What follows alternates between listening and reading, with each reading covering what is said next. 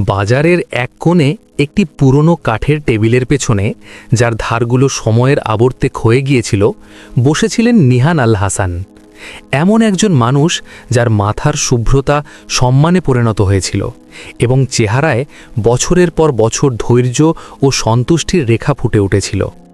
তিনি ছিলেন একজন সাদাসিধে মুচি।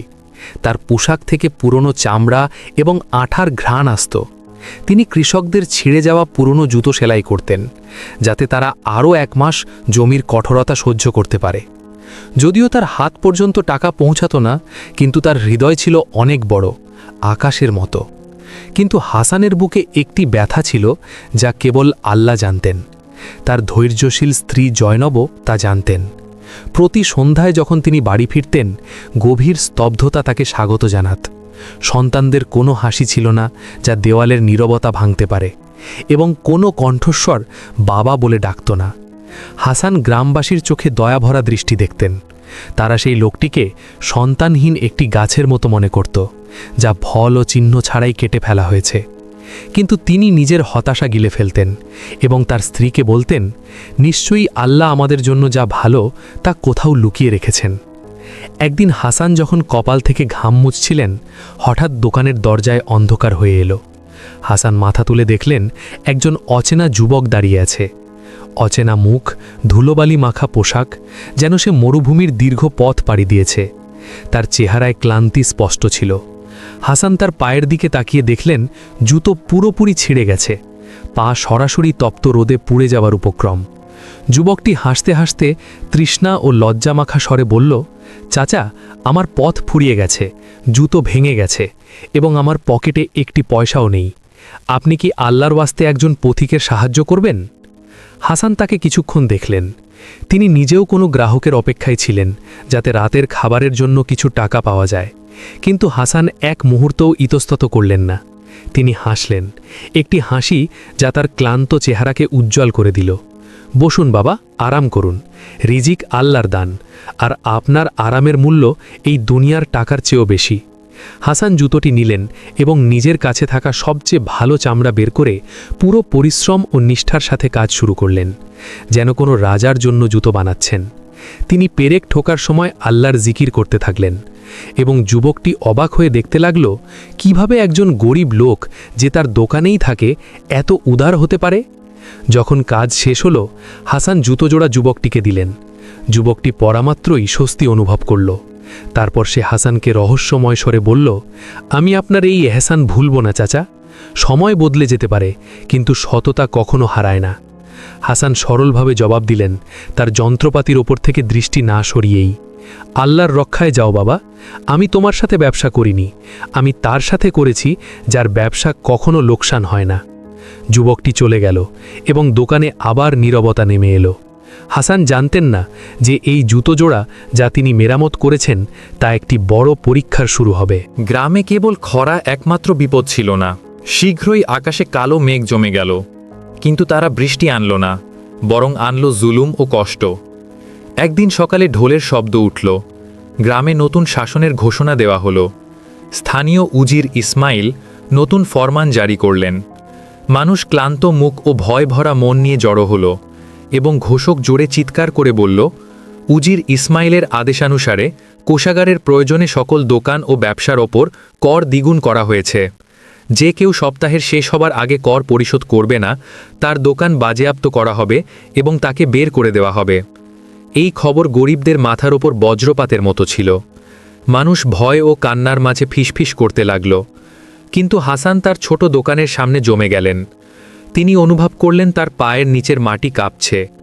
তিনি কষ্ট করে তার প্রতিদিনের খাবার জোগাড় করতেন, তাহলে এখন তিনি দ্বিগুণ কর কিভাবে দেবেন? বেশি সময় পার হলো না যখন তার সামনে সম্পত্তির মালিক এসে দাঁড়ালো। কঠোর হৃদয়ের এক লোক, যার মধ্যে কোনো দয়া ছিল না। সে কঠোর স্বরে বলল, শুনেছি হাসান, আমার তোমার গত ভাড়া চাই, সাথে নতুন করও সপ্তাহ শেষ হবার আগে। যদি না দাও, তবে আমি তোমার দোকান এমন কাউকে দিয়ে দেব যে তা দিতে পারবে। হাসান তাকে মিনতি করে বললেন, সাহেব, আপনি বাজারের অবস্থা এবং কম আয় জানেন, আমাকে একটু সময় দিন। কিন্তু লোকটি তিক্ততার সাথে বলল, সময়ের জন্য কোনো জায়গা নেই। উজির দয়া করেন না, আর আমি তোমার জন্য নিজের পকেট থেকে টাকা দেব না। সেই সন্ধ্যায় হাসান বাড়ি ফিরলেন ভারী পদক্ষেপে ও ভারী মন নিয়ে। জয়নব তার চোখে সব পড়ে নিলেন। কোনো কথা না বলে হাসান ঘরের এক কোণে বসলেন এবং তার শক্ত হাতগুলোর দিকে তাকালেন, যা দিয়ে তিনি সারা জীবন কাজ করে কাটিয়েছেন। তিনি ভাঙা গলায় ফিসফিস করলেন, জয়নব, আর কোনো উপায় নেই, সব দরজা বন্ধ হয়ে গেছে। তারা আমাদের দোকান, আমাদের জীবিকার উৎস কেড়ে নিতে চায়। জয়নব তার কাঁধ স্পর্শ করে ভরসা ভরা স্বরে বললেন, মানুষ একা দরজা খোলে না, আল্লাহর হাত তাদের ওপরে আছে। উজিরের কাছে যদি সৈন্য থাকে, তবে আমাদের কাছে আছে সেনাবাহিনীর আল্লাহ। হাসান উঠে দাঁড়ালেন, অজু করলেন এবং রাতের অন্ধকারে তার পুরনো জায়নামাজ বিছিয়ে দিলেন। তিনি কাঁপানো হাত আকাশের দিকে তুললেন, আল্লাহর কাছে সাহায্য চাইলেন এবং চোখের পানি তার সাদা দাড়ির ওপর দিয়ে বইতে লাগল। আল্লাহ, আমি তোমার দুর্বল বান্দা, আমার নিজের কোনো শক্তি নেই, শুধু তুমিই আমার শক্তি। বিপদ আমার ওপর ভেঙে পড়ছে এবং তুমি আমার অবস্থা ভালোভাবে জানো। তুমি আমার না চাওয়াতেই যথেষ্ট। হে জগতের রব, আমাদের সাহায্য করো এবং আমাদের নিজেদের ওপর একা ছেড়ে দিও না। হাসান সেই রাতে ঘুমানোর আগে আকাশের প্রতিশ্রুতির ওপর ভরসা রাখলেন, কিন্তু ভাগ্য তার জন্য পরের দিন এমন এক বিস্ময় লুকিয়ে রেখেছিল যার ধারণা তার ছিল না। সকালে হাসানের মন পাহাড়ের মতো ভারী ছিল। তিনি তার দোকানে গেলেন কাজ করতে নয়, বরং সেই দেওয়ালগুলোকে বিদায় জানাতে। যখন তিনি কিছু সরঞ্জাম গুছাচ্ছিলেন, তখন তিনি ঘোড়ার মৃদু ডাক শুনতে পেলেন। দরজায় দাঁড়িয়েছিলেন একজন লোক যার গায়ের গন্ধে মেশকের সুবাস ছিল এবং পোশাকের রেশমি সুতো ঝকঝক করছিল। হাসান মাথা তুলে অবাক হয়ে গেলেন। চেহারার বৈশিষ্ট্য এতটাই পরিচিত ছিল যে তার মনে পড়ল এটি সেই গরিব মুসাফির যার জুতো তিনি কয়েকদিন আগে ঠিক করেছিলেন। কিন্তু আজ তার অবস্থা আগের মতো ছিল না। যুবকটি হেসে বলল, চাচা, আমাকে চিনতে পারছেন না? আমি সেই পথিক যাকে আপনি তখন সম্মান দিয়েছিলেন যখন মানুষ কৃপণ ছিল। আমি উজির ইসমাইলের ছেলে। হাসানের চোখ বড় বড় হয়ে গেল। সেই উজির যিনি ভারী কর আরোপ করেছিলেন, এটি তারই ছেলে যাকে তিনি বাঁচিয়েছিলেন। যুবকটি আরও বলল, আমি গোপনে গ্রামের মানুষের অবস্থা দেখছিলাম। পথ হারিয়ে ফেলি এবং আমার টাকা শেষ হয়ে যায়। আপনি যদি না থাকতেন তবে আমি ফিরতেই পারতাম না। আজ আমি আপনার এহসান শোধ করতে এসেছি। উজিরের ছেলে সেই পুরনো ও ভাঙা টেবিলের ওপর মখমলের একটি ভারী ব্যাগ রাখল। পরিষ্কার সোনার ধ্বনি বেজে উঠল। যুবক বলল, এই ব্যাগে 50টি স্বর্ণমুদ্রা আছে। এগুলো আপনার উপকারের এবং আমার জুতো মেরামতের বিনিময়। হাসানের হাত যেন জমে গেল। এই সোনার মুদ্রাগুলো যথেষ্ট ছিল যাতে তিনি বহু বছর কর ও ভাড়া মেটাতে পারেন এবং গ্রামের সবচেয়ে ধনী ব্যক্তিদের অন্তর্ভুক্ত হতে পারেন। শয়তান তার কানে ফিসফিস করছিল, নিয়ে নাও, এটি আল্লাহর পক্ষ থেকে তোমার রিজিক এসেছে, নিজের জীবন বাঁচাও। কিন্তু তার হৃদয়ে অন্য একটি কণ্ঠস্বর ছিল যা আরো প্রবল ও উঁচু ছিল। হাসান ব্যাগের দিকে তাকালেন, তারপর যুবকের দিকে। ধীরে ধীরে তিনি ব্যাগটি যুবকের দিকে এগিয়ে দিলেন এবং বললেন, বাবা, আমি তোমার জুতো ঠিক করেছি আল্লাহর রহমতের জন্য, তোমার পিতার সোনার জন্য নয়। আর যে ভালো কাজ কেনা এবং বেচা হয়, আকাশে তার কোনো মূল্য নেই। উজিরের ছেলে অবাক হয়ে গেল। সে চিৎকার করে বলল, কিন্তু আপনি গরিব এবং আপনার দোকান ভেঙে পড়ছে, আপনি কেন রিজিক প্রত্যাখ্যান করছেন? হাসান সন্তুষ্টির হাসির সাথে উত্তর দিলেন, যদি আমি সোনা নিয়ে নিতাম তবে এটি দুনিয়ার সওদা হয়ে যেত। আমি এটি তার জন্য জমা রেখেছি যার কাছে রাখা আমানত কখনো নষ্ট হয় না। তোমার মাল নিয়ে যাও বাবা, আমি আল্লাহর জন্য যা করেছি তা বিক্রি করি না। যুবক কয়েকবার জোর করল, কিন্তু মুচি পাহাড়ের মতো অটল রইলেন। শেষ পর্যন্ত উজিরের ছেলেকে যেতে হলো, কিন্তু সেই বৃদ্ধের আধ্যাত্মিক সম্পদের সামনে নিজেকে খুব গরিব অনুভব করছিল। হাসান আবার একা হয়ে গেলেন। সোনা ছাড়াই নিজের অজানা পরিণতির মুখোমুখি হয়ে নিজের বিশ্বাসের রশি ধরে রাখলেন, যা কখনো ছিঁড়ে যায় না। সেই দিন সূর্য ডুবতে না ডুবতেই বাজারে আবার শোরগোল শুরু হলো, কিন্তু এবার এটি ভয়ের শোরগোল ছিল না। উজির ইসমাইলের দারোয়ান সিপাহীদের সাথে এলো এবং হাসানের দোকানের সামনে থামল। মানুষ জমা হলো, সবাই দেখতে লাগল। দারোয়ান রেশমি পত্র খুলল এবং উঁচু গলায় পড়ল, উজিরের আদেশে এবং এই নেক মানুষের গুণের কদর করে, যা তিনি না জেনে এবং লোভ ছাড়াই উজিরের ছেলের সাথে করেছিলেন, মুচি হাসানকে এই বছরের কর পুরোপুরি মৌকুফ করা হলো এবং তার কাজের জন্য কৃতজ্ঞতা জানানো হলো। হাসানের চেহারা উজ্জ্বল হয়ে উঠল। তিনি নগ্ন মাটিতে সেজদায় লুটিয়ে পড়লেন, আল্লাহর শুকরিয়া আদায় করতে। মানুষের দোয়া তার জন্য বর্ষিত হতে লাগল। তিনি ভাবলেন, বিপদ কেটে গেছে এবং সমস্যা শেষ হয়ে গেছে। তিনি দৌড়ে বাড়ি গেলেন যাতে স্ত্রী জয়নবকে সুখবর দিতে পারেন যে আল্লাহ তার দোয়া কবুল করেছেন। কিন্তু প্রায়শই বাতাস নৌকার মর্জির বিরুদ্ধে চলে। ভিড় কমে গেল, বাজার আবার শান্ত হয়ে গেল। তখন দোকানের মালিক ছায়ার মতো সামনে এলো। কাকের মতো অশুভ তার চেহারা শক্ত ছিল। তার ওপর না উজিরের মেহেরবানির প্রভাব ছিল, না গরিবের খুশির। মালিক ঠান্ডা ও রুক্ষ চলে বলল, উজিরের ক্ষমা মোবারক হোক হাসান, কিন্তু উজির তার কর মাফ করেছেন, আমার ভাড়া চুকিয়ে দেননি। হাসানের ঠোঁট থেকে হাসি গায়েব হয়ে গেল। তার হৃদয়ে তীব্র যন্ত্রণা অনুভূত হল। তিনি কিছু বলতে চাইলেন, কিন্তু মালিক আঙুল তুলে তাকে হুমকি দিয়ে থামিয়ে দিল। তোমার ওপর আমার 3 মাসের ভাড়া বাকি আছে। আমি তোমার ওপর অনেক ধৈর্য ধরেছি, আর এখন আমি জানতে পারলাম তুমি উজিরের ছেলের সোনা প্রত্যাখ্যান করেছ। তাই আমার বিশ্বাস হয়ে গেছে তুমি অবুঝ এবং অসহায়। হয় কাল সূর্যাস্তের আগে আমাকে টাকা দাও, অথবা তোমার সরঞ্জাম বাইরে ফেলে দাও। কথা শেষ। এবং সে চলে গেল। দোকানের মালিক হাসানকে একা ফেলে গেল, এবং তিনি তার অন্ধকার দোকানে এমন অনুভব করছিলেন যেন ডুবে যাওয়া থেকে বেঁচে এখন গভীর কুয়ায় পড়ে গেছেন। তিনি ভারী চিন্তা নিয়ে বাড়ি ফিরলেন, যা আগের চিন্তার চেয়েও বেশি ছিল। সেই রাতে হাসান তার স্ত্রীর সাথে বসলেন এবং তারা একটি শুকনো রুটি ভাগ করে খাচ্ছিলেন। তিনি তার চোখের দিকে তাকিয়ে ধীরে ধীরে বললেন, জয়নব, আমরা উজিরের তলোয়ার থেকে বেঁচে গেছি, কিন্তু এখন ঋণের ধারের নিচে আছি। আমাদের কাছে কোনো উৎস অবশিষ্ট নেই। সময়ও দ্রুত কেটে যাচ্ছে তলোয়ারের মতো। জয়নব তার দিকে দীর্ঘ সময় তাকিয়ে রইলেন। তারপর ধীরে ধীরে ঘরের কোণে রাখা একটি পুরনো কাঠের বাক্স খুললেন। তিনি কাঁপানো হাতে বাক্সটি খুললেন এবং তা থেকে কিছু বের করলেন, যা সাদা কাপড়ে জড়ানো। এটি ছিল হাসানের মায়ের পুরনো হার, তার মায়ের ঘ্রাণের শেষ স্মৃতি, এবং এটি ছিল শেষ সম্বল যা তিনি এমন কঠিন দিনের জন্য রেখেছিলেন।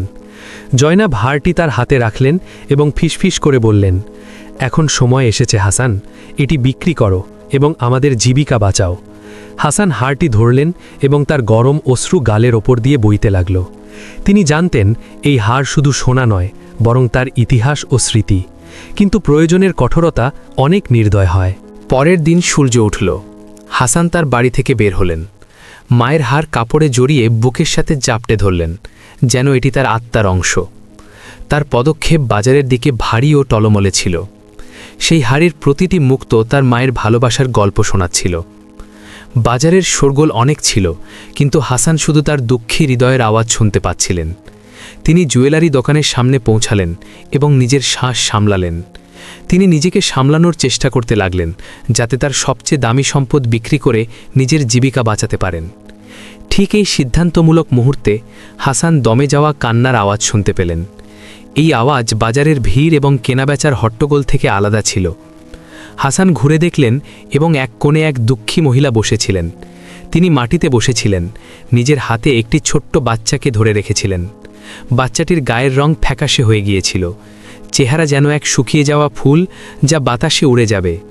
হাসান সেই দৃশ্য দেখে বিমোহিত হয়ে গেলেন এবং শুনলেন মা তার মেয়ের কানে ফিসফিস করে বলছেন, চোখের পানি ফেলতে ফেলতে, সহ্য করো আমার সোনা, আমার কাছে ওষুধের টাকা নেই, কিন্তু আল্লাহ তোমার উপর আমার চেয়ে বেশি রহমত করবেন। হাসান নিজের জায়গায় জমে গেলেন। বাচ্চাটি ধীরে ধীরে কাঁদছিল, যেন পাথর ফেটে যাচ্ছে, এবং হাসান সেখানে দাঁড়িয়েছিলেন। তার পকেটে সেই হার ছিল যা তাকে ধ্বংস থেকে বাঁচাতে পারত। তার হৃদয়ে একটি সংঘর্ষ চলছিল, যা এ পর্যন্ত আসা সব বিপদের চেয়েও ভয়ঙ্কর ছিল। তার মাথায় আওয়াজ এলো, যদি তুমি হারটি বিক্রি করে দাও এবং তাকে টাকা দাও, তবে তোমার দোকান চলে যাবে এবং তুমিও তোমার স্ত্রী বৃদ্ধ বয়সে পথে পথে ঘুরে বেড়াবে। এটিই তোমার শেষ সুযোগ। কিন্তু তার হৃদয়ে রহমতের আওয়াজও প্রতিধ্বনিত হচ্ছিল। তুমি কিভাবে শান্তিতে থাকতে পারো যখন একটি প্রাণ মারা যাচ্ছে এবং তোমার হাতে তার বাঁচার উপায় আছে? হাসান এক মুহূর্তের জন্য চোখ বন্ধ করলেন এবং তার মায়ের মুখ মনে করলেন, যার হার এটি ছিল এবং যিনি বিড়ালকে নিজের খাবার থেকে খাবার দিতেন, তারপর রাতে তাকে ঢেকে দিতেন। তিনি চোখ খুললেন, সন্দেহ দূর হয়ে গেল এবং জায়গা নিল অটল সংকল্প। হাসান দৃঢ় পদক্ষেপে জুয়েলারির দোকানে গেলেন, হারটি বের করলেন এবং সবচেয়ে দ্রুত দামে বিক্রি করে দিলেন, কোনো দরদাম না করেই। তিনি সোনার মুদ্রাগুলো নিলেন এবং দৌড়ে সেই মহিলার কাছে গেলেন। তিনি তার সামনে ঝুঁকলেন এবং সব টাকা তার কাঁপানো হাতে রেখে দিয়ে ধীরে ধীরে বললেন, নাও বোন, তাড়াতাড়ি একে চিকিৎসকের কাছে নিয়ে যাও। ওষুধ ও খাবার কেনো তোমার বাচ্চার জন্য। এটি আল্লাহর পক্ষ থেকে তার রিজিক, এটি ফিরিয়ে দিও না। মহিলাটি স্তম্ভিত হয়ে গেলেন এবং কিছু বলতে পারলেন না। হাসান ভিড় হওয়ার আগেই তার চোখে ধন্যবাদ জানানোর অশ্রু দেখলেন। তিনি ফেরার পথে চললেন খালি হাতে, নিজের দোকান ছাড়ার উদ্দেশ্যে। তার পুরো বিশ্বাস ছিল যে এখন তাকে দোকান থেকে বের করে দেওয়া হবে এবং দুনিয়ায় তার শেষ দুর্গটিও ভেঙে গেছে। কিন্তু তিনি নিজের হাত বুকের ওপর রাখলেন এবং দেখলেন তার হৃদয় হালকা ও শান্ত, যেন তিনি আসল দুনিয়ার একটি প্রাসাদের বদলে একটি কুঁড়ে ঘর কিনেছেন। হাসান সিদ্ধান্ত নিয়েছিলেন তিনি সেই বাচ্চার পিতা হতে চান যাকে তিনি চেনেন না। সূর্য যখন ডুবতে শুরু করল, হাসান নিজের সরঞ্জাম বাঁধলেন। তিনি তার দোকানের মাঝখানে দাঁড়ালেন এবং সেই কোণগুলোর দিকে তাকালেন যা তার যৌবন ও বার্ধক্যের সাক্ষী ছিল। তিনি তার যন্ত্র, পেরেক, হাতুড়ি ও চামড়ার টুকরোগুলো পুরনো কাপড়ে বেঁধে নিলেন। তিনি হাত দিয়ে টেবিলের ওপর চাপড় দিলেন, যেমন কোনো এতিমের মাথায় হাত বুলানো হয়।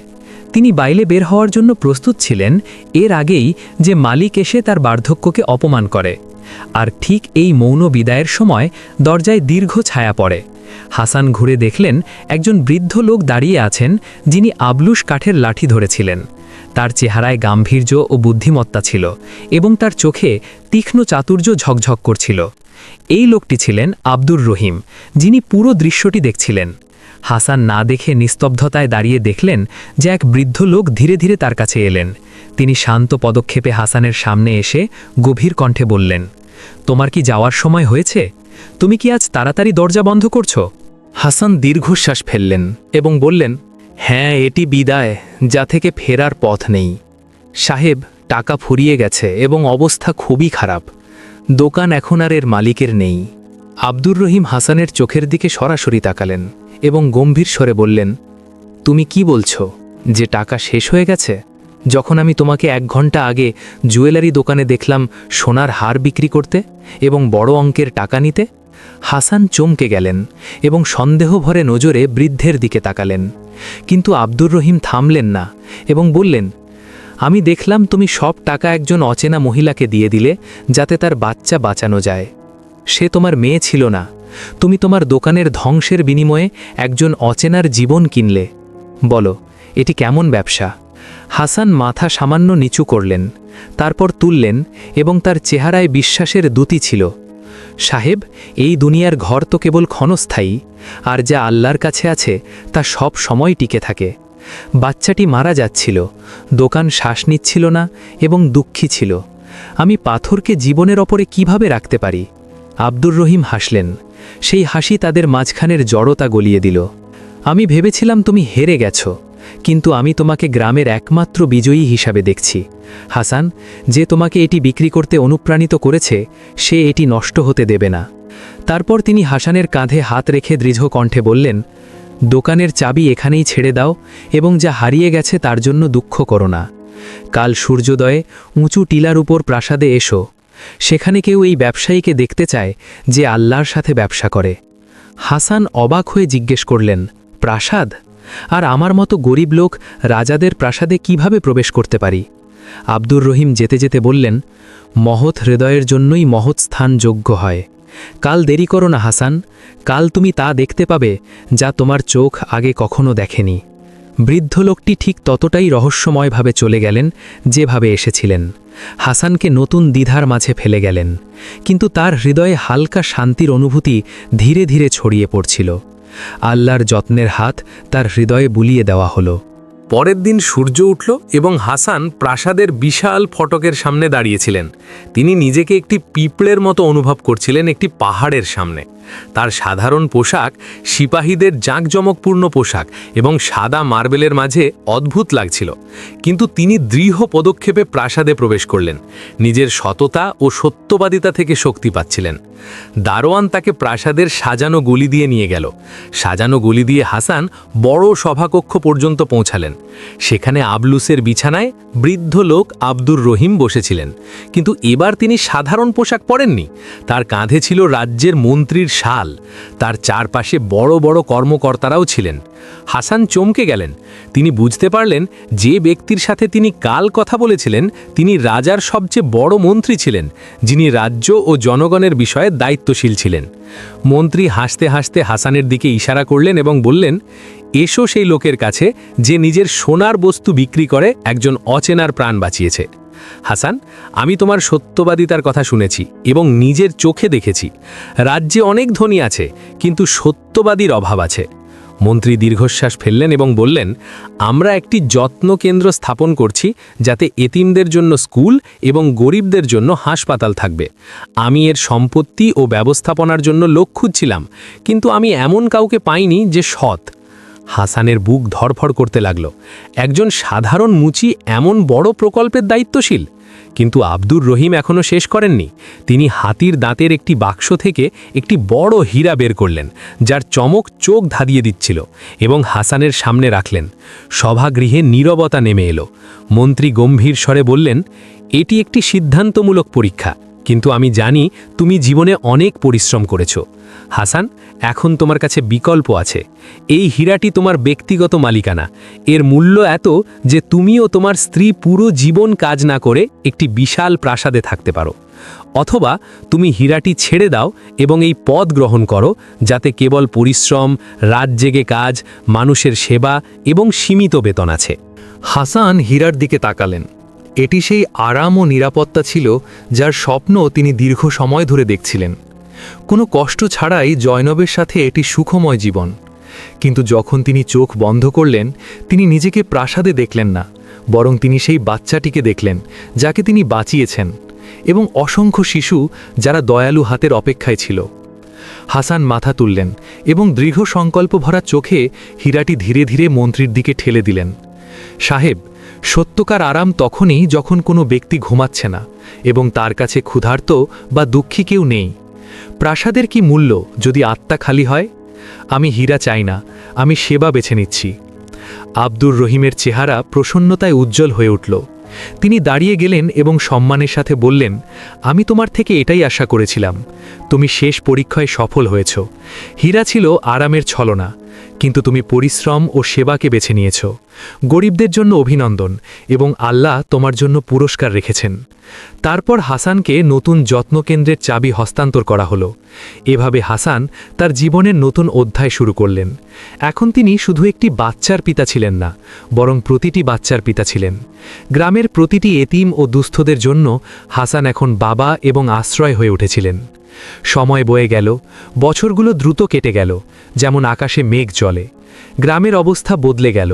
শুকনো জমি সবুজ হলো, এবং হাসান যেসব স্কুল ও হাসপাতাল পরিচালনা করলেন তা গ্রামের প্রতিটি কোণে ঝলমল করছিল।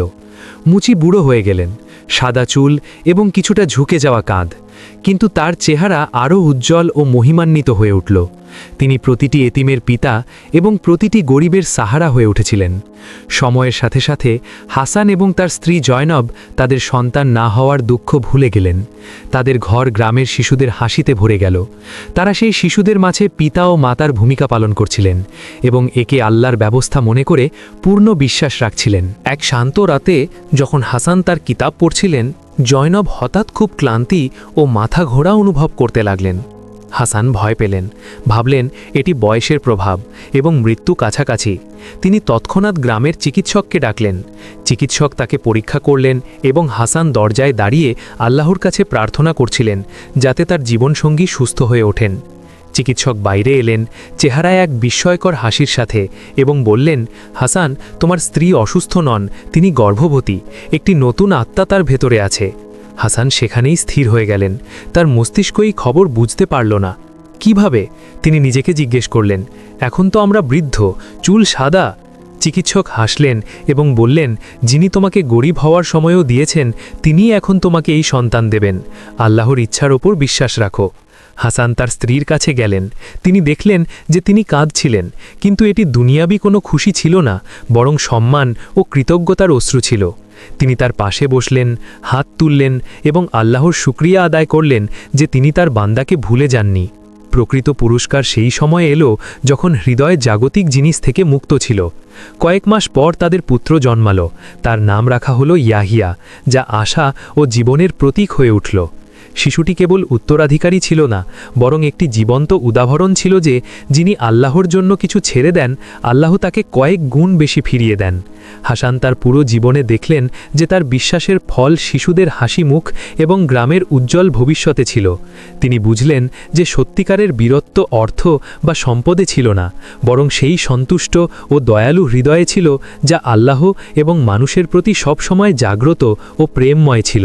আর এভাবে মুচি হাসান এবং মন্ত্রীর গল্প বংশ পরম্পরায় বলা হতে লাগল। এক লোক যিনি আল্লাহর জন্য সামান্য দিয়েছিলেন, আল্লাহ তাকে অনেক কিছু দিয়েছিলেন। কাহিনীটি চিরকালের জন্য অমর হয়ে রইল। তো বন্ধুরা, কেমন লাগলো গল্পটি? কমেন্ট করে জানাতে ভুলবেন না। আমাদের সাথে থাকার জন্য অনেক অনেক ধন্যবাদ।